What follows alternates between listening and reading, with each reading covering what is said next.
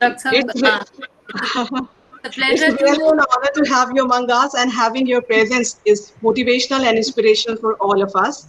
Thank you. Now, without wasting much time, I would request Ms. Rashi to start the much awaited session. Please, ma'am. Thank you. Thank you so much, Dr. Kamini. I'm so thankful for to one of the leading India's engineering universities to actually invite me for this meet. And I'm so thankful. On the very first note, I just want to say that I'm very thankful on the thoughts of you people that you have had. You have not limited to celebrate the womanhood or our achievement to just one day. Otherwise it's celebrated as International Women's Day. But to break that thought and to go further, go beyond it, and to celebrate the achievements of us women, even today, even after, even beyond 8th, because I don't want to limit that day only to one day. And to speak about women achievements, I would say since time immemorial, we have been like in India, women are considered Parvati, Durga, Kamini. But to me, I don't think we are still in that era, and women are not even women. The little girls are not safe. Just a few days back in our city, the beautiful city, Chandigarh, supposed to be, is not safe for women. What happened with a 6-year-old girl, or although I am heading a social media department, although I say that in India, all over the world, we are connected with this new technology. It's very easy to stay at your own comfortable places and still be there to connect easily.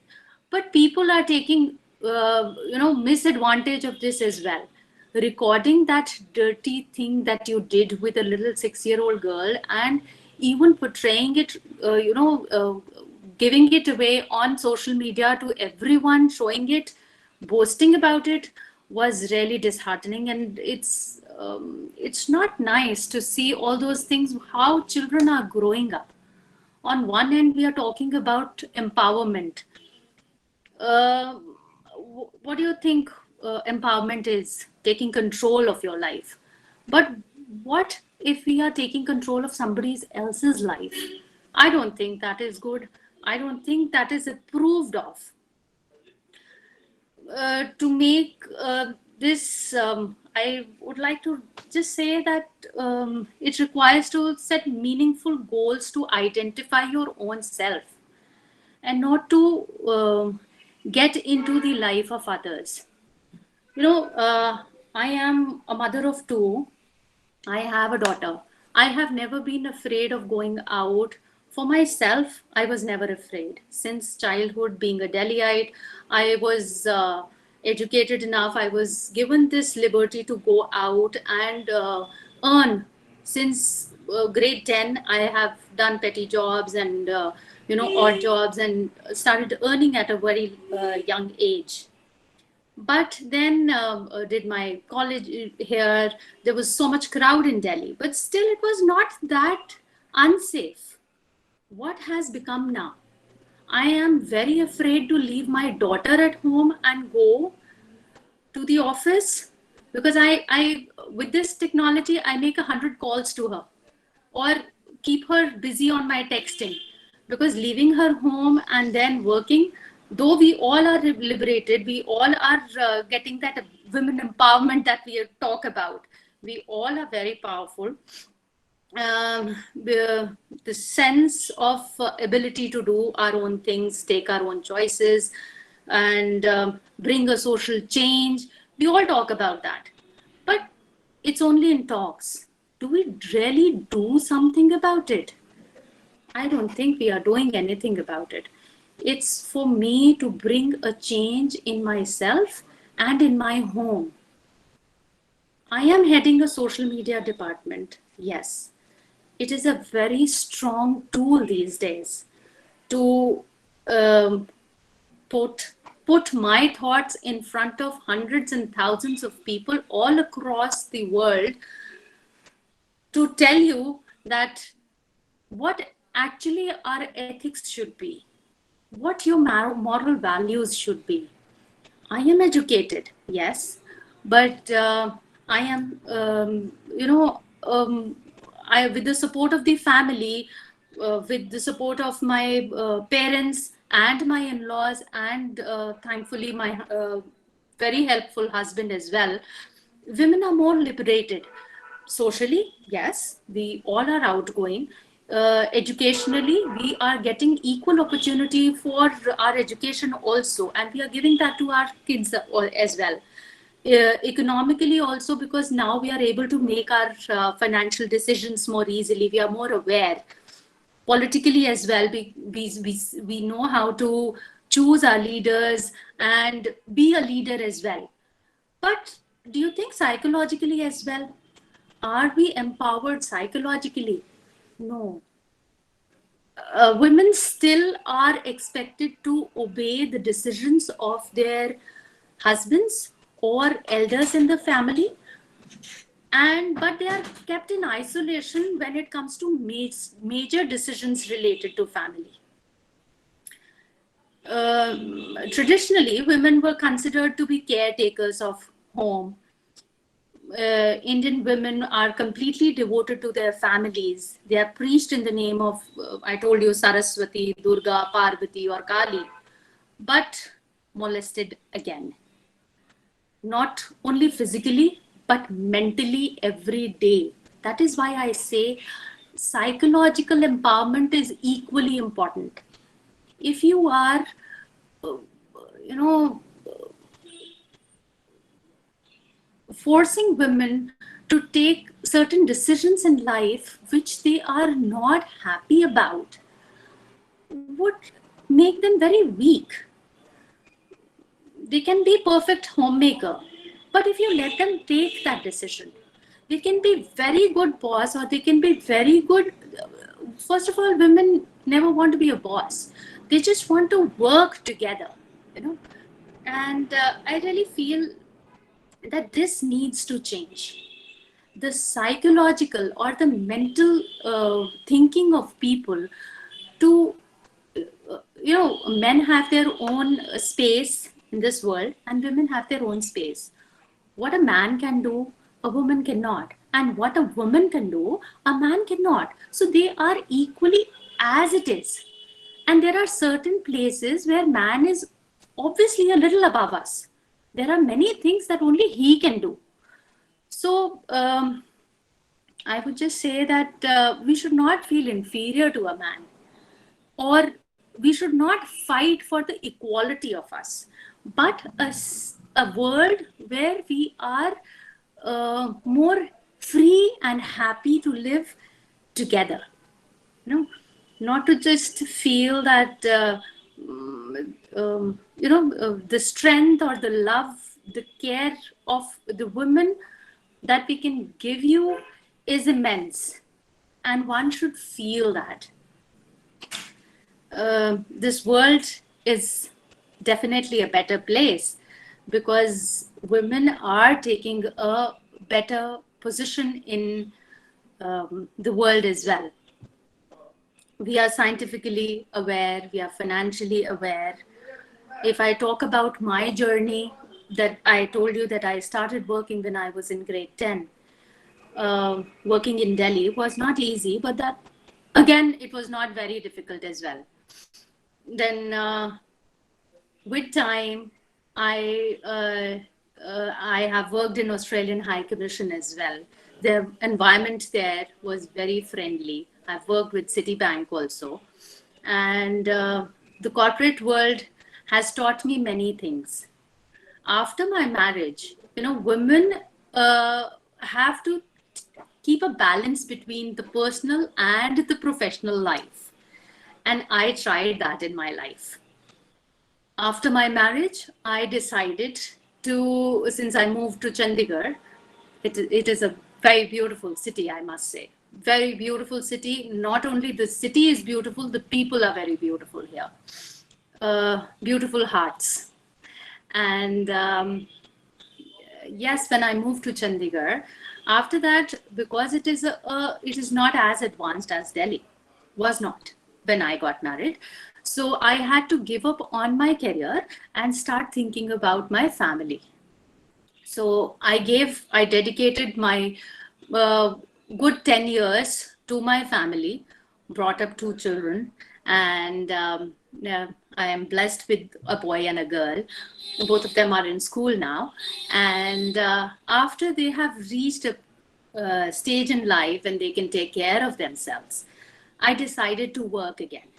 When once decided to work again, though I have done my graduation, I have done a diploma course in animation as well. Computer has been my passion ever since.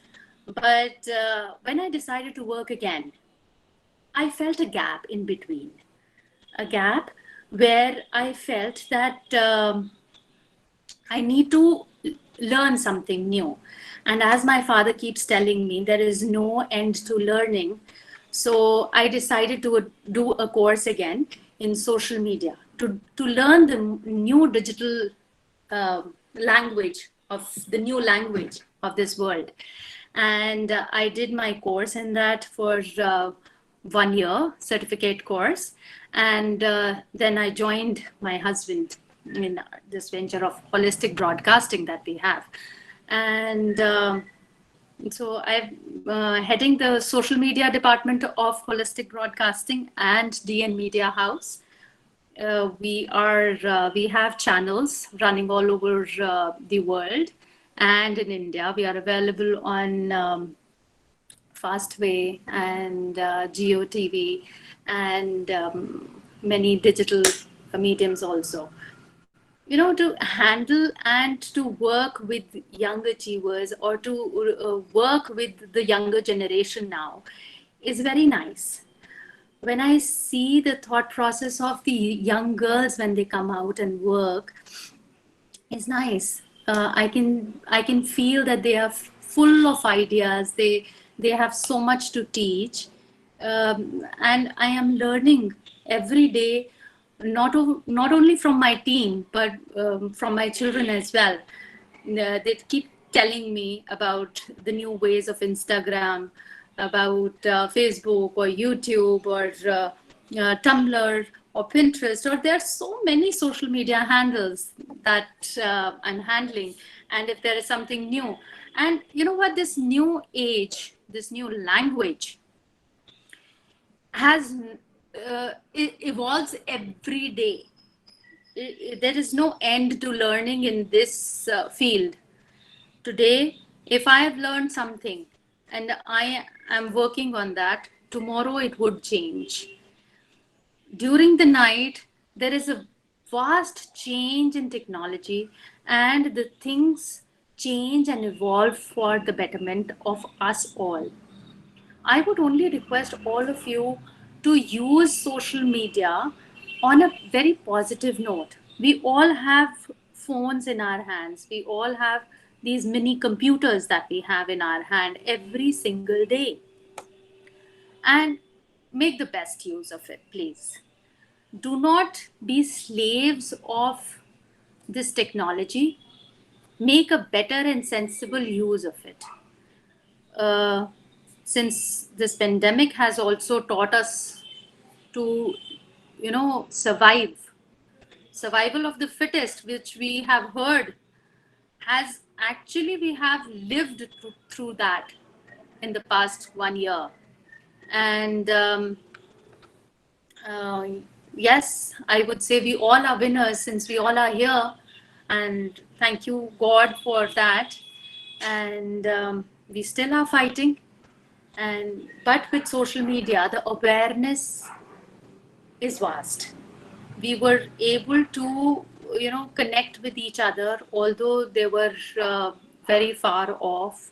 The children were not together with their families, or the year has been really sad and devastating for many. But at the same time, this COVID year has taught us all the new, the actually not the new, but the old way of living. It has taught us all that family, friends, closeness is important.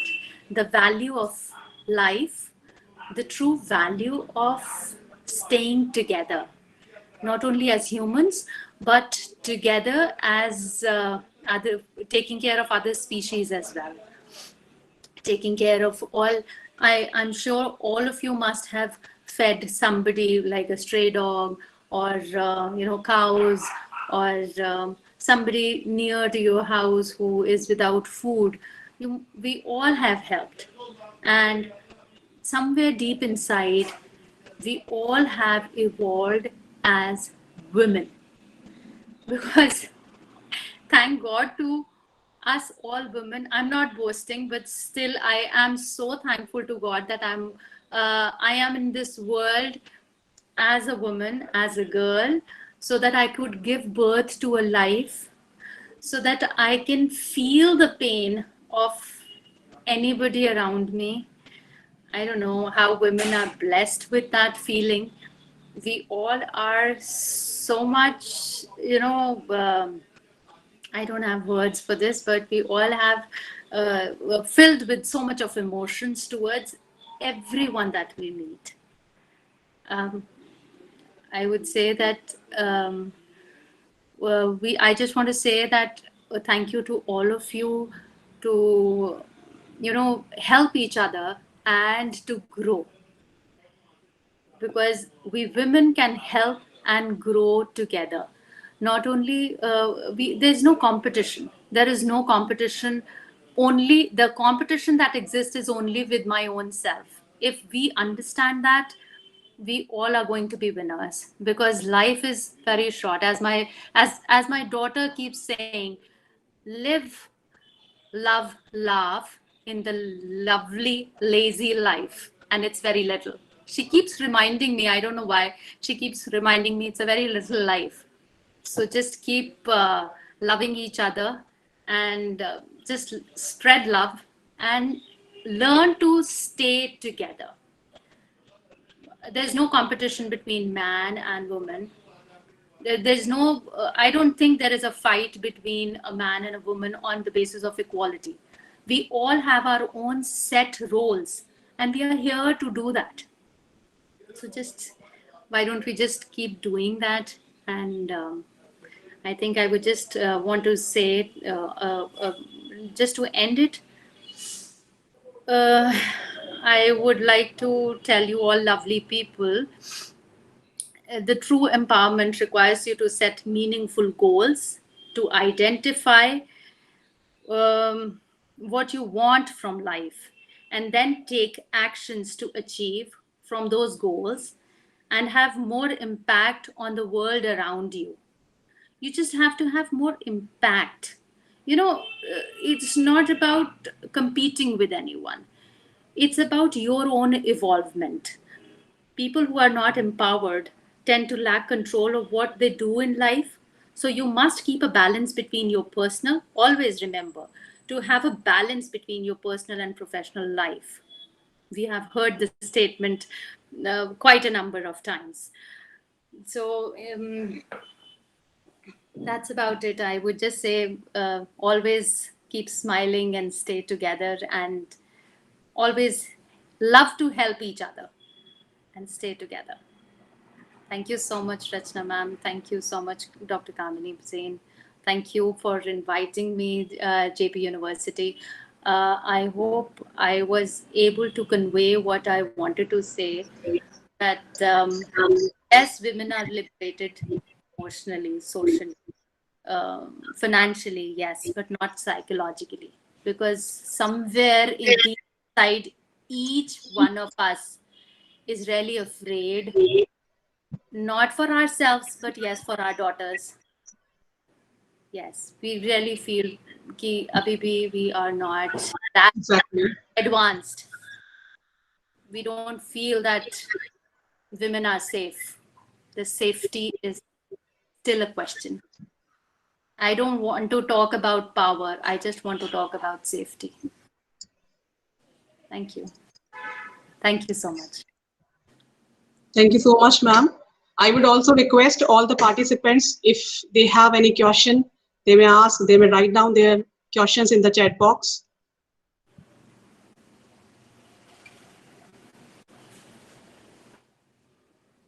If there is any query, you may write down your query in the chat box, or you may unmute yourself and speak.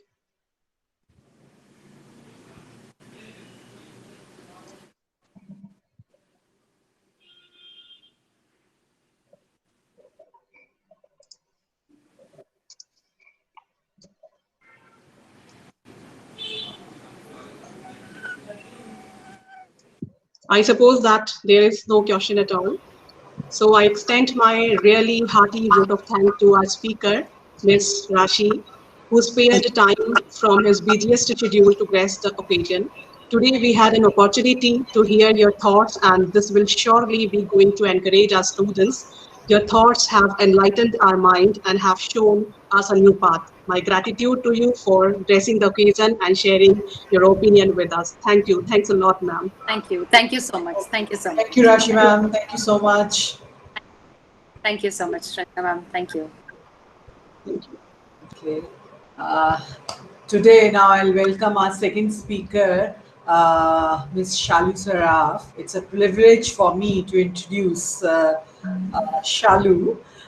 She started her career for a decade with national and international banks, ICICI and Nova Scotia, starting her career in 1996.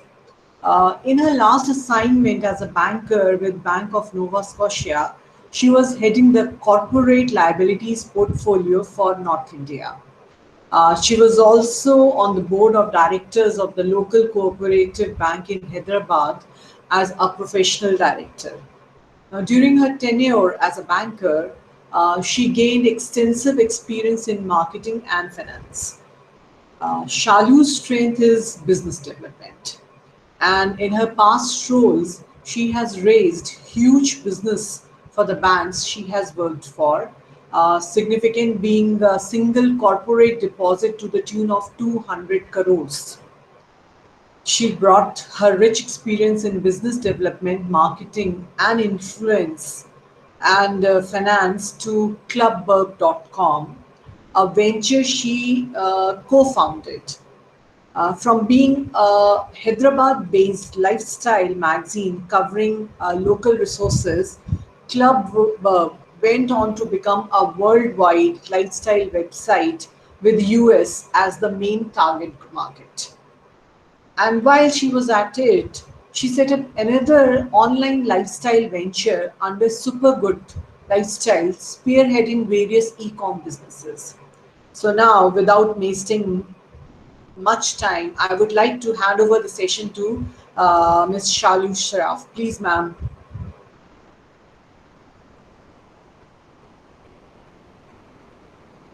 Shalu, ma'am, unmute yourself. Unmute yourself. Can you hear me now? Yeah, I can hear you. Okay. So thank you, Dr. Rachna, for the wonderful introduction. Good afternoon, everyone. Today we have gathered here to celebrate International Women's Day, and I'm excited to be a part of these celebrations. Now, as Dr. Rachna told you, I was a banker for a decade, and I have been an online entrepreneur for over a decade. And it has been a very exciting, satisfying journey. And today, when I was asked to speak about women innovation and technology, women and innovation, I thought, I would. Rachna, can I share my? I just go to the extreme right hand corner. वहाँ पे there is an option called screen presentation. Your entire screen. I know that. Actually, Dr. Kamini was. नहीं वो change हो जाएगा ma'am वो change हो जाएगा. I'm stopping my presentation. 1 minute. It's okay then. Thank you. Now you can share your screen.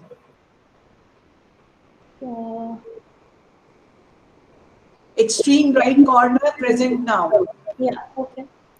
Can you see now? No, ma'am. Now you are presenting. Now, Shalu, you are presenting. You can see my presentation. It's visible. It's visible? Yeah. Yeah, it's visible, yeah. Okay, so I was talking about my journey from a corporate employee to an entrepreneur.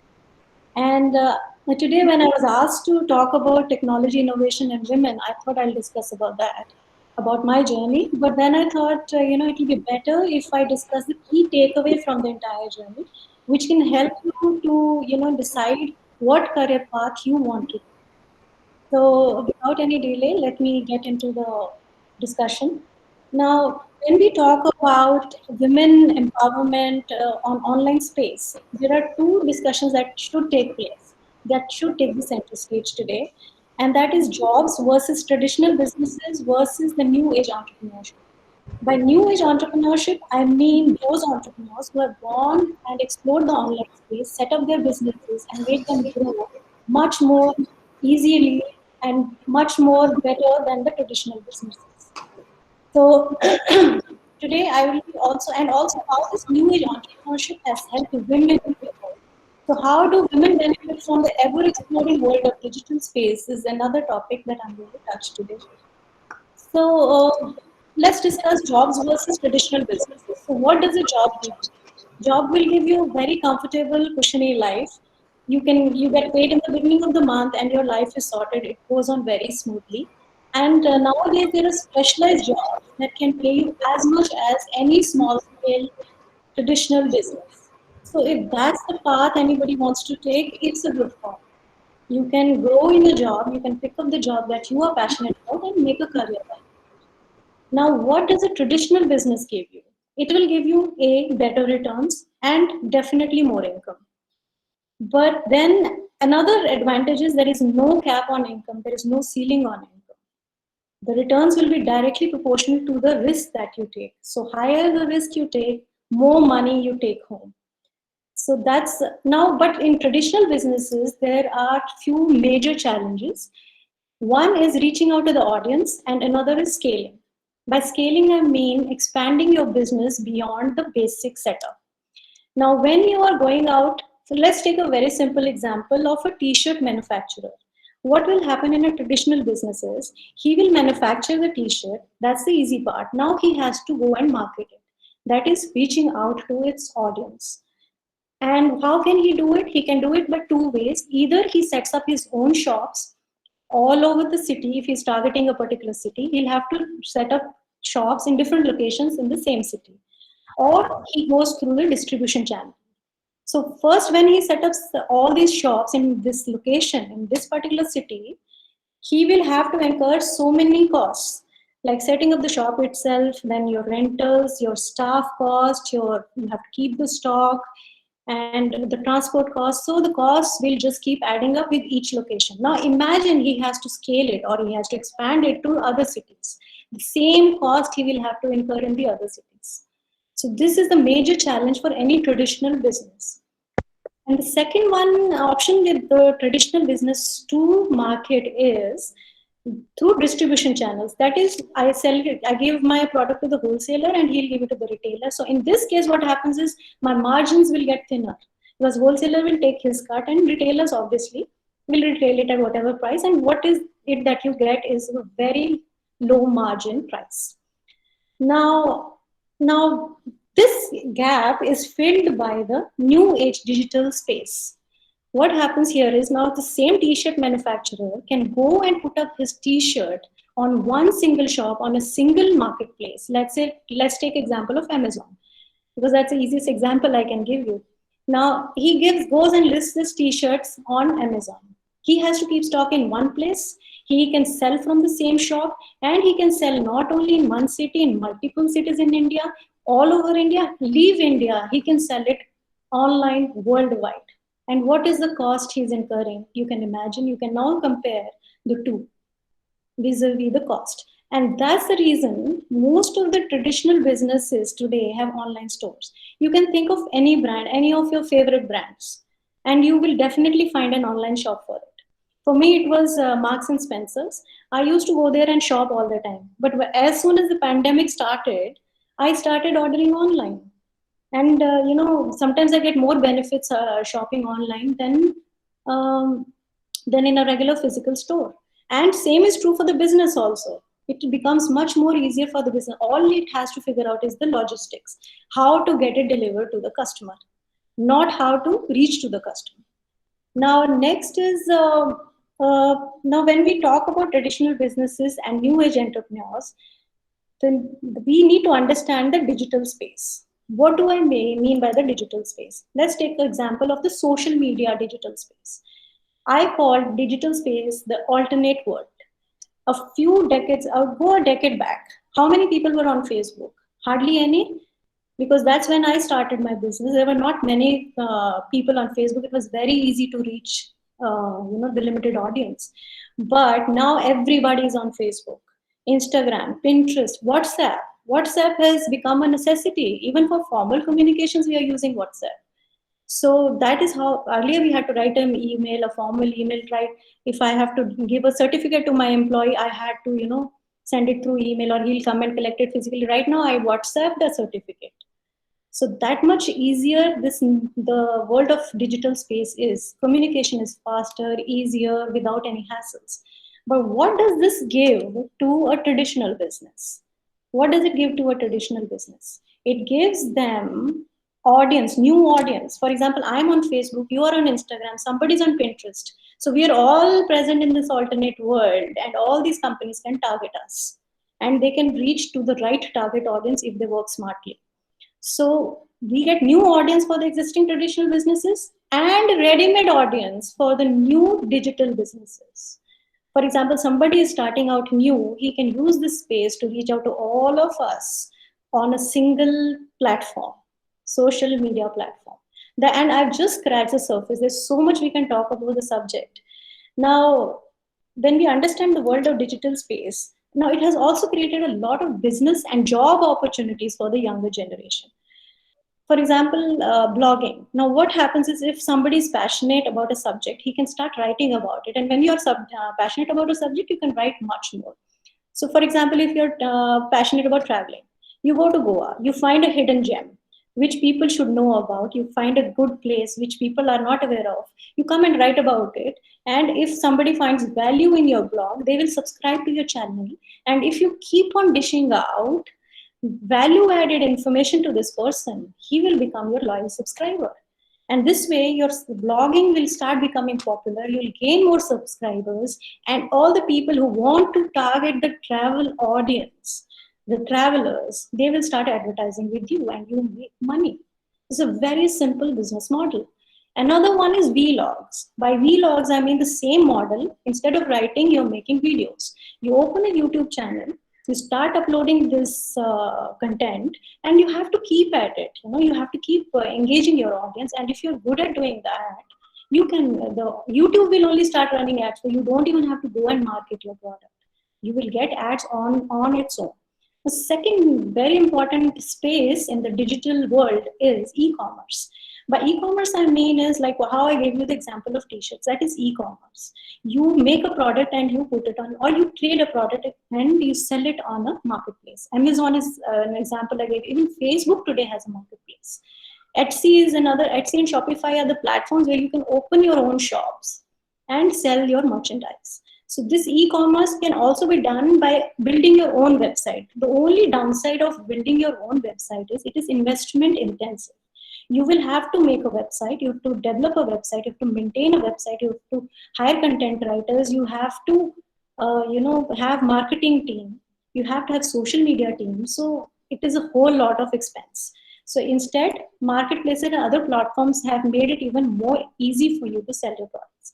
Then there are many, if your people are not comfortable with business, because business will take its time to start generating revenues, you can go for virtual jobs. For example, there is a job opportunity called virtual assistant. Now, many businesses who are online are looking for people who can do certain tasks for them. These could be administrative tasks or social media tasks. So they will employ such people for a few hours. So what you can do is you can have multiple clients. So you can, in 8 hours, you can have 4 clients or 6 clients, and you get paid according on hourly basis or whatever negotiated rate that you do. So this is another opportunity that you get in the digital space. Then if you're good in languages, translation and transcription, there are so many jobs available online. Then you can also give online services. For example, there is a site called Fiverr. If you are, let's say, good in sketching, you can go there and register yourself, and they will give you clients who are interested in maybe getting a logo design or maybe some other kind of work. Or you can do content writing in the same Fiverr platform. For content writing itself, we have so many platforms who invite you to write content for their clients. They will get you the clients, and you will get paid well if you're good in writing. So this is another. And all this that I'm talking is it's like only scratching only scratching the surface. The opportunities are humongous right now in the digital space. So this is one thing. Now, how does this digital space empower women is the next question that comes to our mind. Now, some of the best online bloggers are women, especially in the fashion niche. And that is very obvious, but there are many other niches in which women are doing better than men.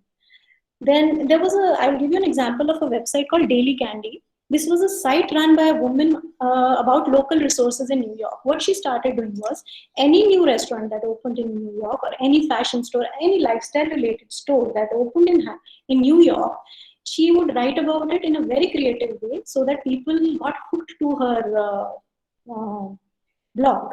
Then she expanded. She went on to other cities in US, and then she expanded and went on to the other cities in the world. It became a worldwide site, and she came up with a very simple model. She would get content written from people sitting in these cities. She didn't set up any branches or anything. People would give the content. She would upload it, curating it herself, and editing and curating. And then that site got sold for $125 million. In Indian rupees, it is 875 crores. And this was, I think, somewhere in 2010-11. I don't remember the year. Now, another example, a very closer to home example, is all these homemakers.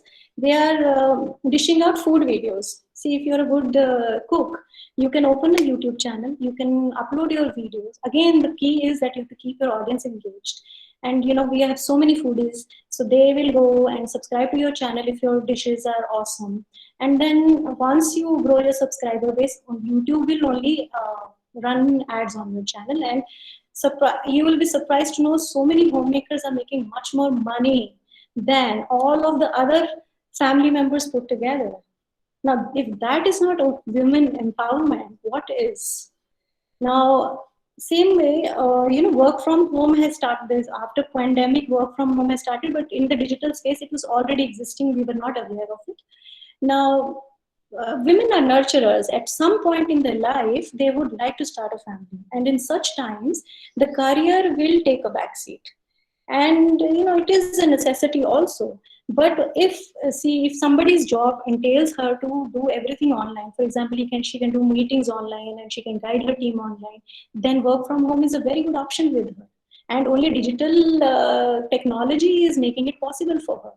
And now, if God forbid she has to drop her job, then she can pick up any of the opportunities that I listed before. She can work on her own time from the comfort of her home in her sweet pace and earn some good money. So that's how digital space is empowering women. Now, it would be wrong not to discuss COVID-19 and its impact on digital space. See, work from home has become a trend, and it is a trending hashtag all across all major social media platforms. You go to Facebook, you go to Twitter, Pinterest, any of the social media platforms, hashtag work from home is trending. Then WFH is the new buzzword. It means work from home. You put WFH and go and put anywhere in the social media platforms, you get tons and tons of content. Then, post-pandemic, everybody has started ordering even essentials online. We are not willing to go to the grocery shops because of the virus and all. So essentially, we are ordering essentials also online. Luxuries we are ordering online. Even the furniture we are ordering. People are ordering online. There's so many furniture sites which are doing just tremendous work. And during pandemic, they made a good dent also. Now, what has happened with all this is there is a major expansion of the online market space, which means the market size has increased, which translates into bigger opportunities for women to empower themselves. Now, people say mask is the new normal. Some people say sanitization is the new normal. I think online shopping is the new normal. So now when I'm talking about YouTube channels, I say, okay, you upload food videos, you upload, travel videos, and you can get famous and you will get, advertising. But let me make it very clear to the younger generation, especially, there is no substitute for hard work and getting things right. Till you get things right on any platform, you have to keep at it, because each of these platforms work very, very differently. A marketplace will work differently. Various sites within that marketplace will work very differently. Various social media platforms will work. So to figure each one out, you will have to put in some hard work. Now, in this hard work, add a little bit of smart work, and you can do wonders. By smart work, I mean get your search engine optimization done, understand the demand and supply gap in the space that you're operating. For example, if you are operating in Pinterest, what is it that people are looking for, and what is that is not supplied to them? So use that gap to build your business. So these are all the opportunities available to you, but no pains, no gains is something we need to understand. Now, $1 million question is, why digital media knowledge if you have to pick up a job? I know students come to me and ask this question all the time. So I tell them, do you think when digital world is the future, you don't want a piece of it? You don't want to get advantage out of it? And do you think you can ignore the digital media or digital world? Let's give you a very simple example. Supposing you're very good in coding and there's another person who's very good in coding, right? You're at par, but he has knowledge of the digital world. You don't. You are not keeping updated. He's keeping updated. Who is going to get the next promotion? I'll leave you with that question. So I leave you with that question, and that's all I have to say for today. If you guys have any questions, please feel free to ask me. Thank you, and all the best.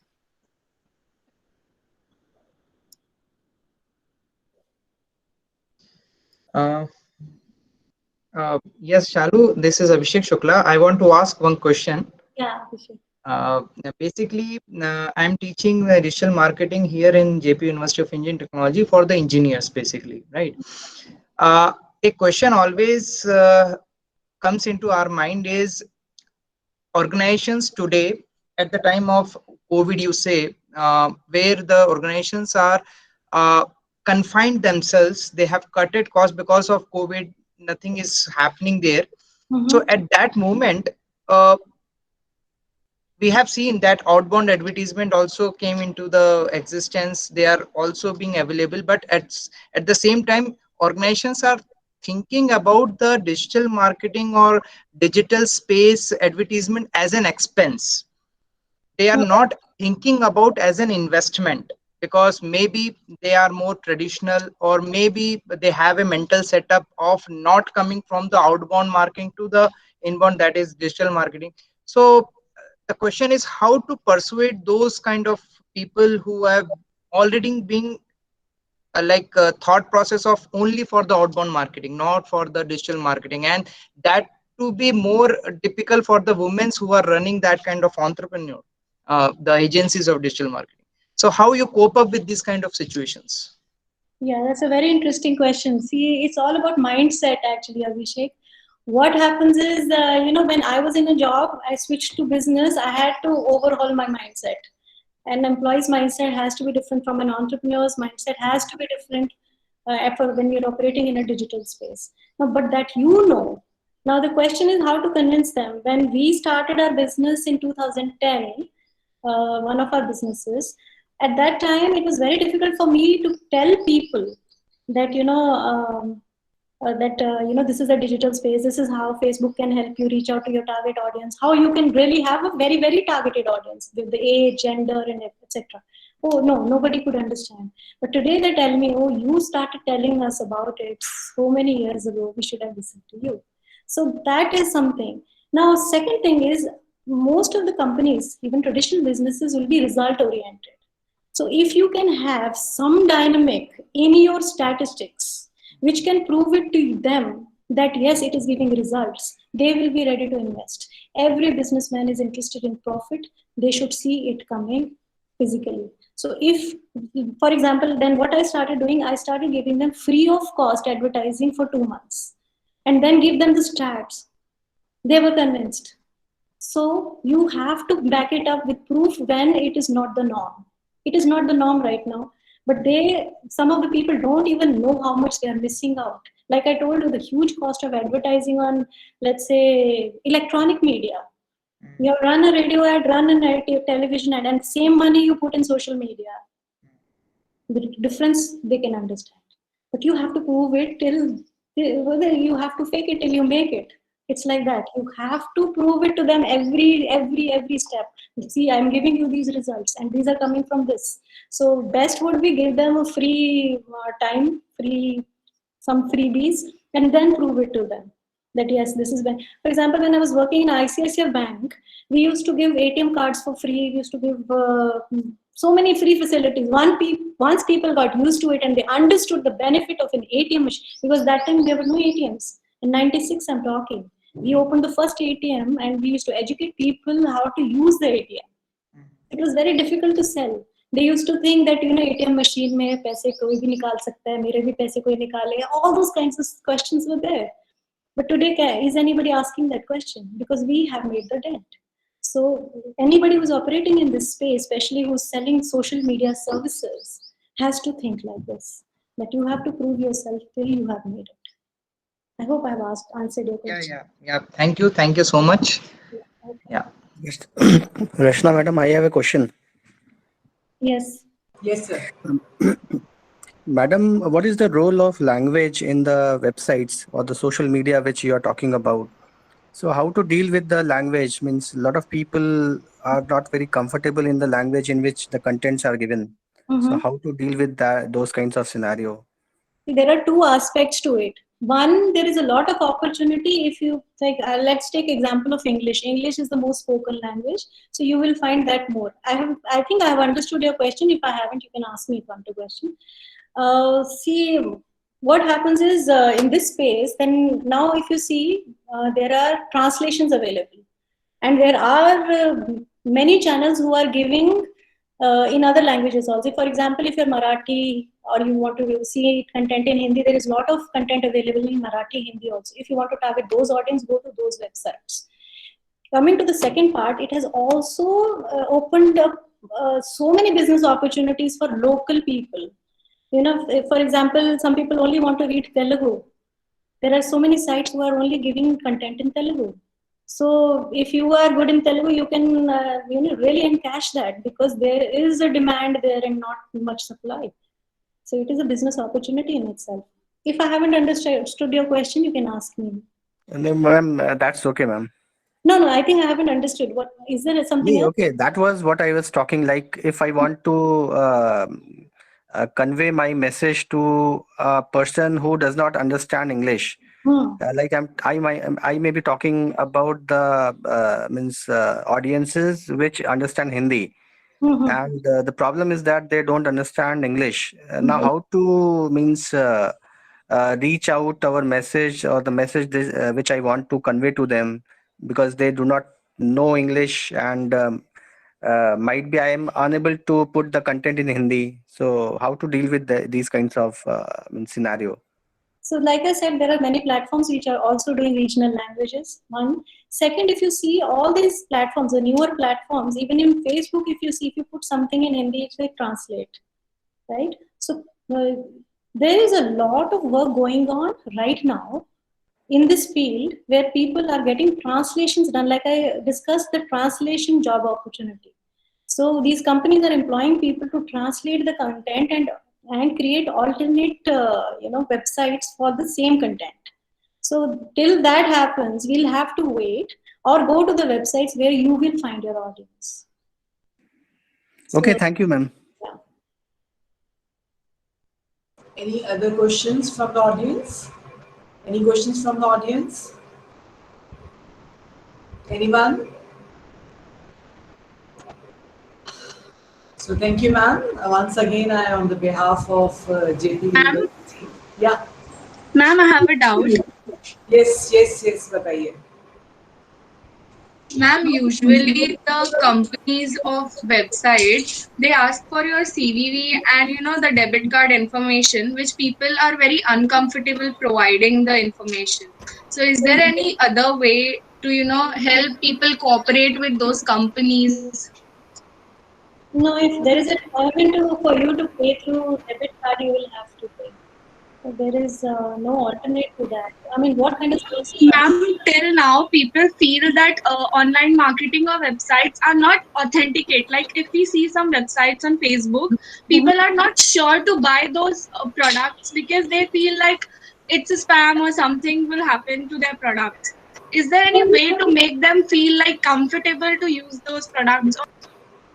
No, I think this is a very judgment call, You need to understand what product you are buying. You need to do your research. This is a judgment call because these people will, because when it is a marketplace, for example, even in the physical space, when you go to a market, go to a shop to buy the product, you are not getting into the nitty-gritties of that. Ma'am, if someone uses those websites, like if I have a website and people are not sure to buy those products, it's still a disadvantage for me and my success in those sites as well. No, it's not like that. Nowadays, people are buying. So, if you are not sure about your site, then when you go to a marketplace, there people will buy. If you do the right, because if you're opening your own shop, you have that challenge. That challenge will be there if you're opening your own website. But then you have to establish trust.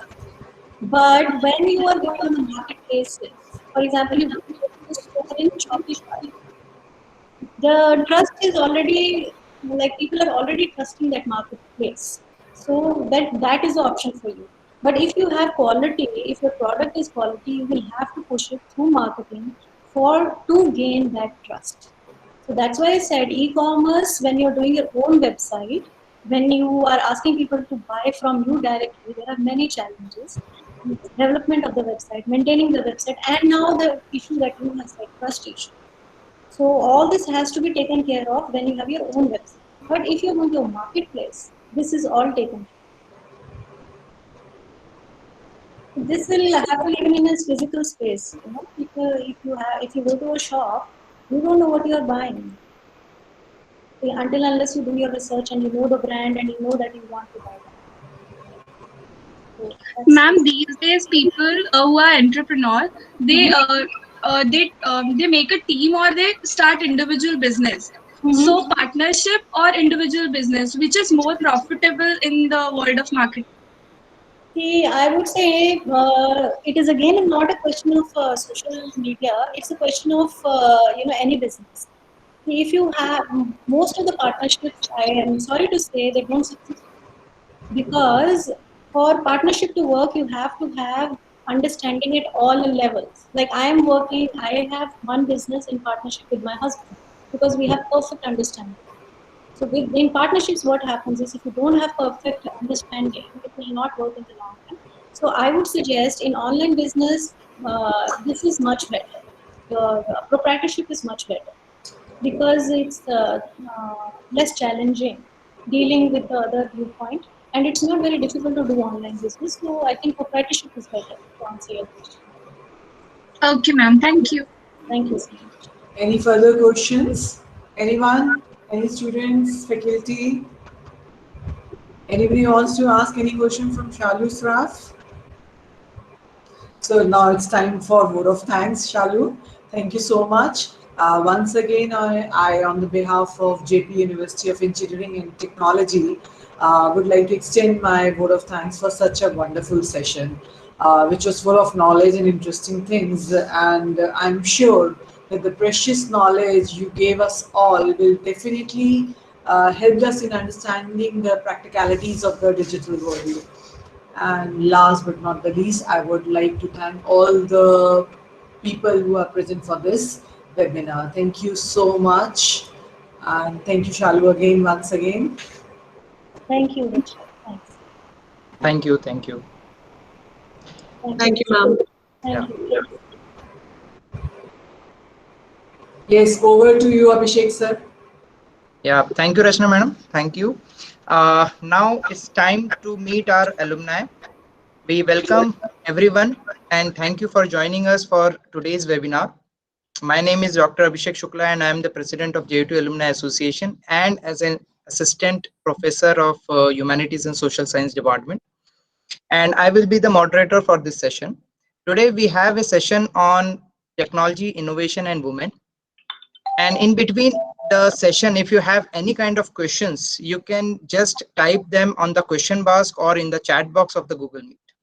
I'll bring them during the session or we will have the time at the end of the sessions. Now, without further ado, I would like to introduce Mrs. Prachi Sharma.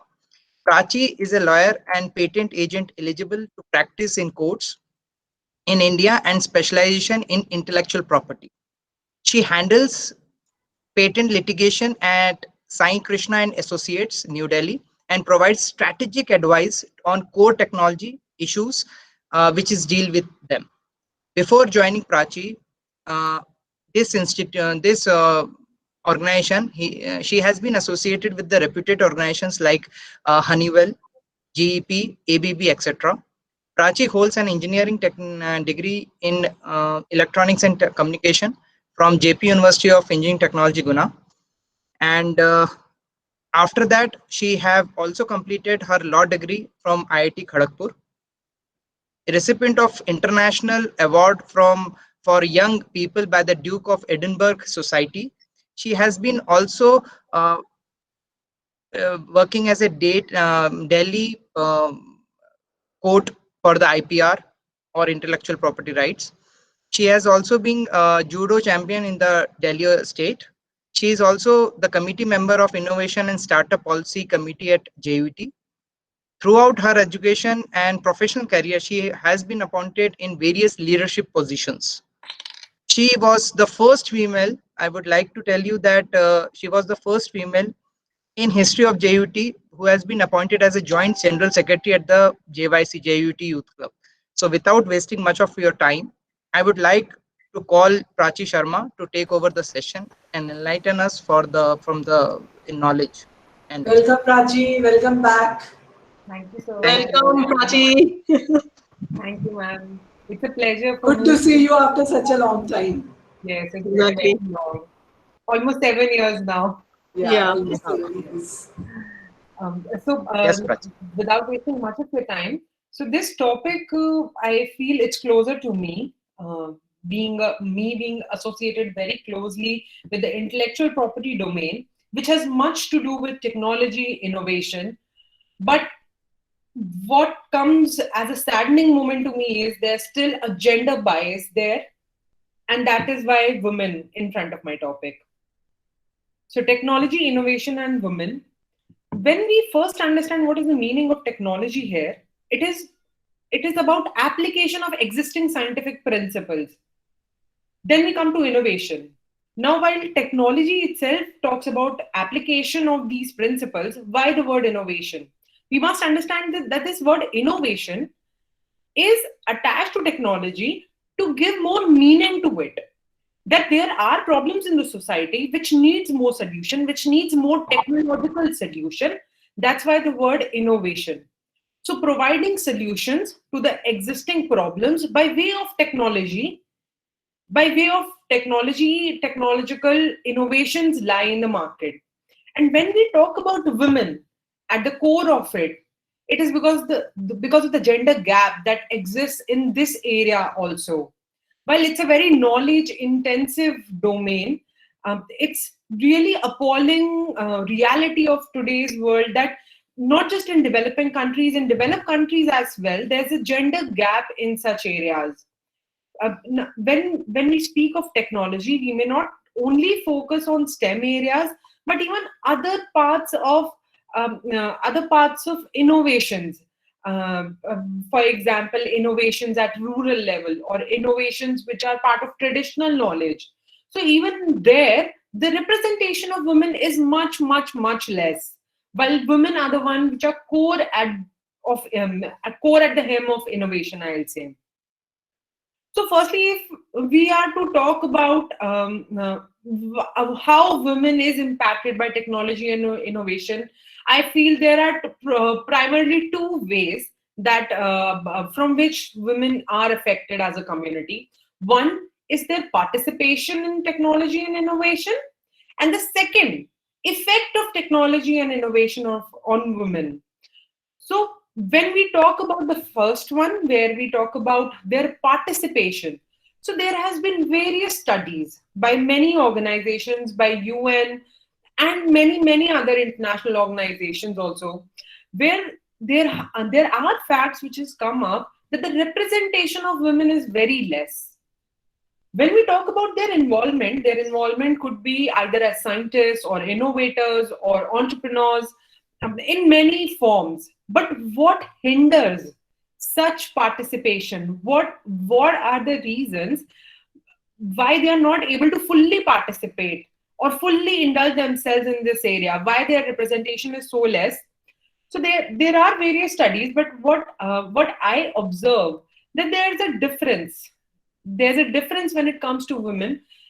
Whenever we are going to innovate or we are going for an entrepreneurial venture, there is a difference of opinion that either those should be vision led or those should be market led.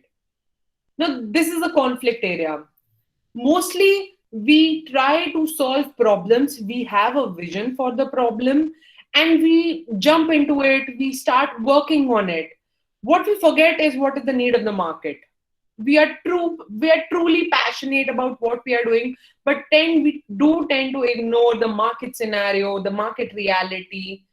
And it's in that sense, this conflict goes to disbalance our ventures, either as innovators or as entrepreneurs. The other thing is risk-taking abilities. I'm not saying here that women do not possess them, but at a general level, it is seen that they do tend to hinder, they do tend to step back from those risk-taking ventures.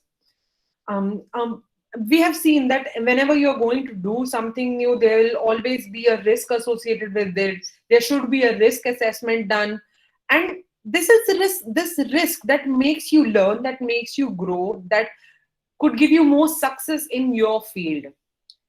Then there's definitely a thing which is about skill building, and then access to the market. And here, today market has changed considerably. It's not just those physical markets, but it's all virtual. It's all internet. So here, there's a problem about access to the internet. By access to the internet, I do not mean that they could not avail a connection. That's not my issue. Access to the internet means that there's a true continuous providing of the internet to women. And in that sense, what I feel is this should be at all levels, even at rural levels. There are maids in our house, there are domestic helps.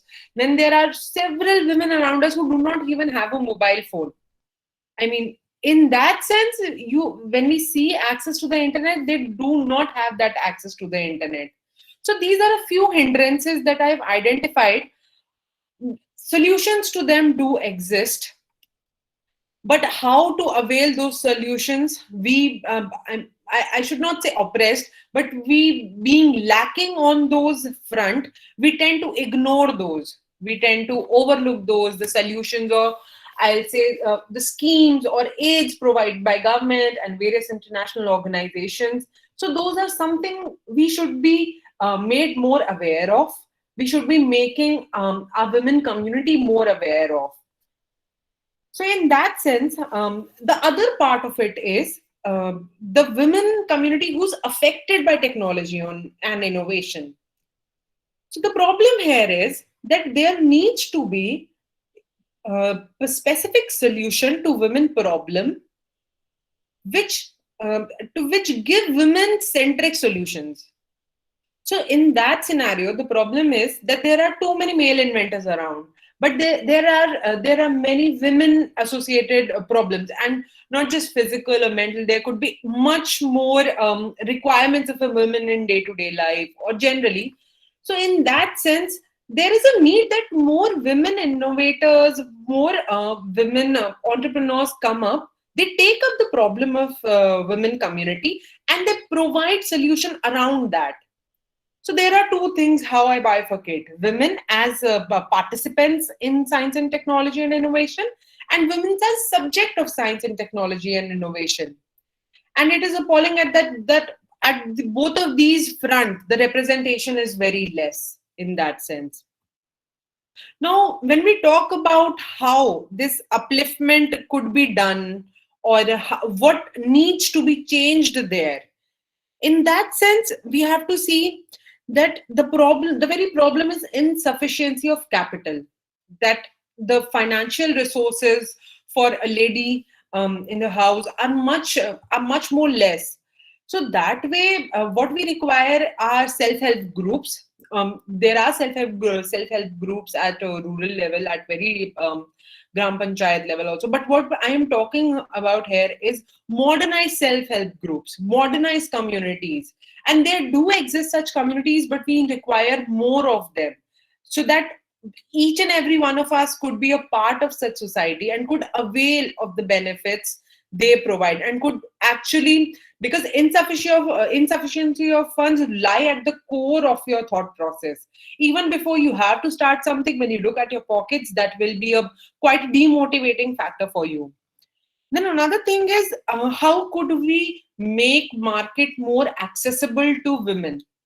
So while there are many kind of ventures that women will be doing, they may be into boutiques or fashion designing or into trading, selling, etc., etc. But when we talk about science, technology, and innovation, now this market is a very specific market. This has a very I'll say very sophisticated market out there. Now, access to such market is a very unique criteria, and that is something which needs to be improved. For example, when we talk about science and technology, for some women for some lady who's starting her own venture in, say, electric vehicles, we see that this market is a very capital intensive market, first of all. Then secondly, it has a very niche market. It has a very niche customer space, very niche industry space. So in that sense, we require that more market access is provided to women. And of course, these are not changes which could be done by the day. These are some changes which need to be conducted by policy modification. For this one, I believe there has to be some efforts, some endeavors made by the government and society as a whole.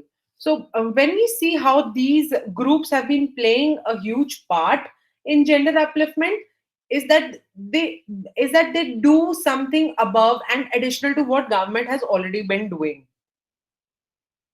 Secondly, when we talk about the cultural constraints, I mean, this has been talked about a lot, so I'll not diverge much into it.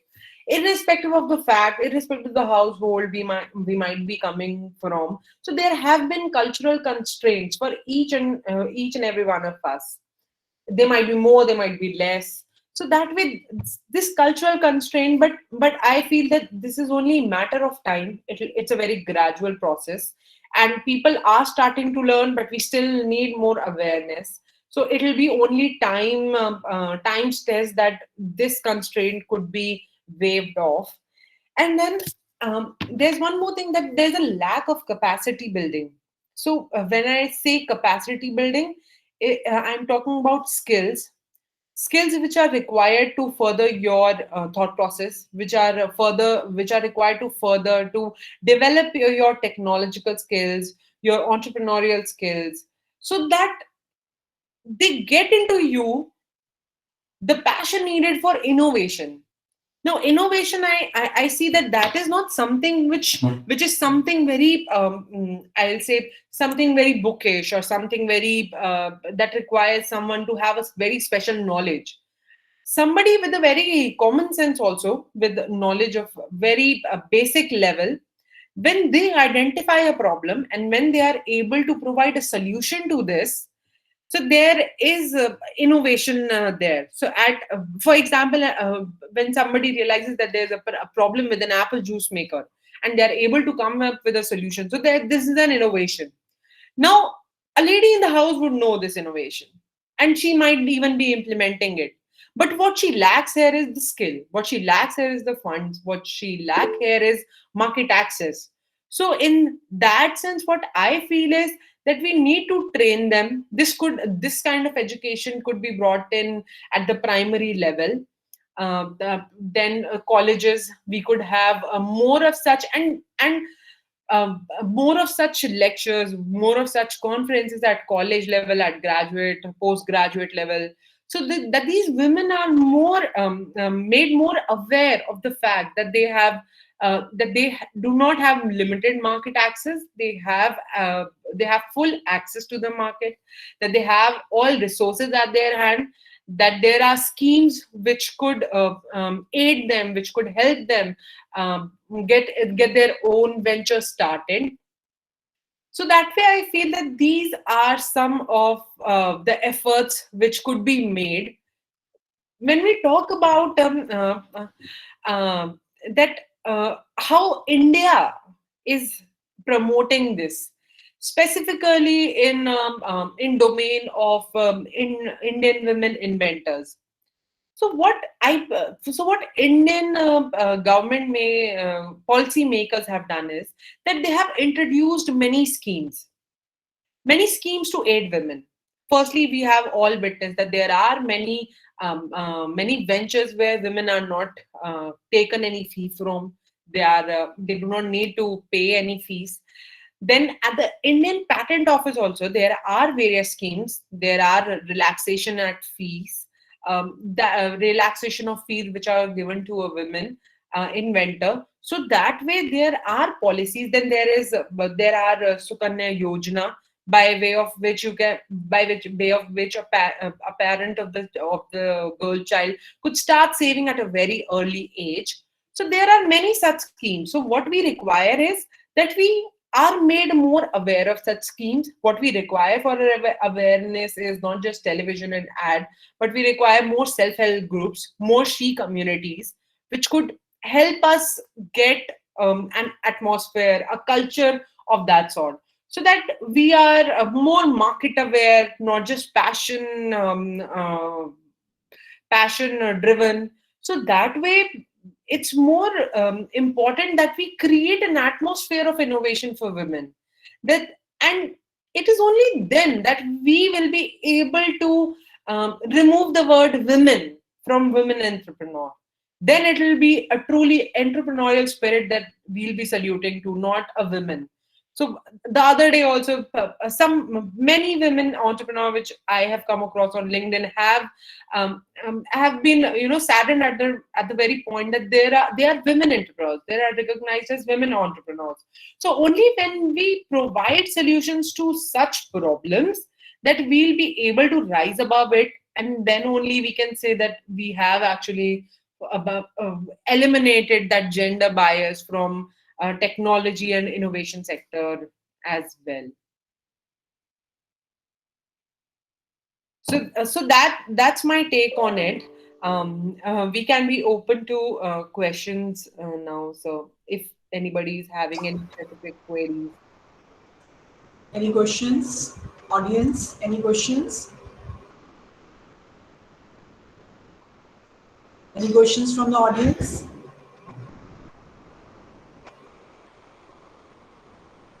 Prachi, one thing I would like to ask you, right? This question is always being asked at the time of you are also being studying here as a general secretary. At that point of time, also we have discussed that as a girl, right? We are giving this opportunity, you can say, as a designation of general secretary JUT in a JUT youth club. Always being it's a again setup mental setup that the restrictness, or you can say a certain kind of limitation, always be associated with the woman, right? We always thought that whether you can devote certain kind of time which is being required for the JVT youth club, you can do that or not. as the male candidate can do it. So when we are going to talk about this, we have to break this kind of mental setup to how we can do that. Like you have came across this kind of situation. So right, and very rightly pointed, sir. So what I feel was that question was very specific to JUET Guna, because there was a restriction of 9 p.m. entry into girls' hostel. But when we come into the real world, we feel, and that was a mandatory restriction back then. If we did not reach by that time, there will be repercussions. And those repercussions could lead to, degree being not awarded or some repercussions like that. But what I feel is when I entered into this actual reality, this world, what I felt that those limitations they could not stop me, or they should not stop me. And when I come into this world, I am responsible for my own actions. So that time in this world, when I am crossing those restrictions, when I am overstepping my boundaries, there are going to be repercussions. But then I am responsible for my action. There I was not responsible for my action. I mean, even if I had overworked for JUT Youth Club, I would have made, so I was responsible for JUT Youth Club's action. But in a real world, when I look at it, sir, it's like those limitations are not given to myself by me. I am not limiting myself. Somebody else is. Now, that is a very question of personality trait, I'll say, whether you let others limit you. How much of it you allow them to do. So as a community, this is not something which is specific to technology and innovation, but this is more about women bias, about the gender bias. How much you how much you let other people control you. So that's more a question of that sort. So I just believe that even if there are limitations, those are much prominent limitations which have been going through from time and again. But when you realize that there's a limitation and there will be an action, there will be a repercussion or a consequence of over limiting that. And when you're ready to accept that, it is only when you will be able to jump off that limitation. And once you have, crossed that limitation, you have crossed that boundary, there's no looking back. So that way, it's really some push that should, come from within as well. From society, of course, but from within as well. Yeah. Thank you, Prachi. Yes. Anybody who have any kind of questions? Abhishek. I think. Sandeep sir, please. I do not have any question, but I wish to thank Prachi for joining us. Prachi, thank you very much. You are proud alumni of our institution, and hope that you will continue your inputs and valuable thoughts in the coming events, or you can say the committee which you are the member. So we are looking after your inputs. Thank you. Yes. So yes, and at the last, I would like to thank Prachi on behalf of JP University of Engineering Technology, Guna. We thank you for this wonderful session, this informative session, and I am sure that our audience that have gained certain information related to certain knowledge related to today's session. So thank you, Prachi. Thank you very much for being associated with JP University, and in coming days, we want more support from you, more contribution from your side. Definitely, sir. Thank you so much, Prachi. Thank you so much. Thank you, everyone, for joining this session. And in coming days, we will have this kind of sessions in the future also. Yeah. Thank you, everyone. Thank you, everyone. Yeah. Thank you. Thank you. So now we are closing our session. Thank you so much again for joining us. Bye-bye. Ciao. Bye. Thank you, ma'am.